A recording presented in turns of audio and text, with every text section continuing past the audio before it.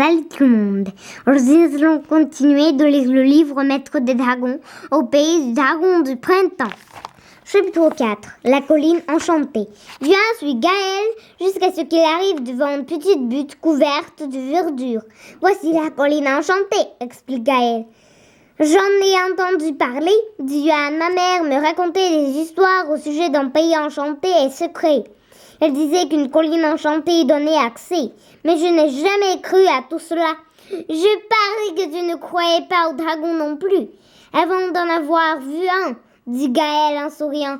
Tu as bien raison, répond Juan en lui rendant son sourire. Tu vas rencontrer divers types de créatures enchantées dans ce monde secret, dit Gaël. Elle pose la main sur sa pierre du dragon, qui se met à briller. Une ouverture se crée sur le flanc de la colline. Gaël se glisse à l'intérieur, suivi de Juan. Il traverse un tunnel obscur qui débouche sur un champ de fleurs, très semblable à celui qu'il vient de quitter. Mais Juan sent qu'il y a une différence. Le ciel n'est pas bleu, mais d'un rose étrange. Les fleurs ont des couleurs bien plus éclatantes qu'ailleurs. Bienvenue au pays enchanté! C'est un peu comme notre monde, mais aussi très différent, dit Gaël. Tu vas voir, viens par ici. Juan suit Gaël dans un sentier qui traverse le pré et mène à l'orée d'une forêt. À cet endroit, le sentier se divise en deux. Dans quelle direction allons-nous? Demande Juan. À toi de décider, répond Gaël en faisant un pas de côté. Juan étudie les sentiers. Tous les deux mènent vers la forêt. Comment devenir lequel me conduira jusqu'à Alana? Se demande-t-il. Allez, décide-toi, Juan.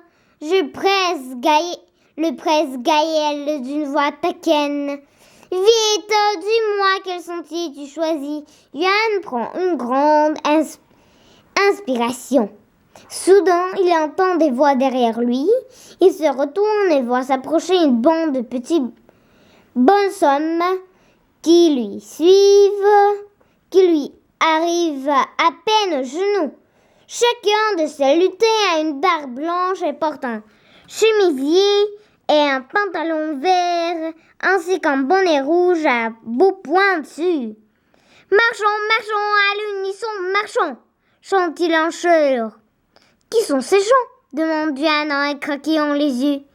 Ce sont des lutins appelés bonnettes rouges, explique Gaël. On les voit souvent marcher en groupe. Les bonnettes rouges passent devant Juan et Gaël sans le jeter un regard.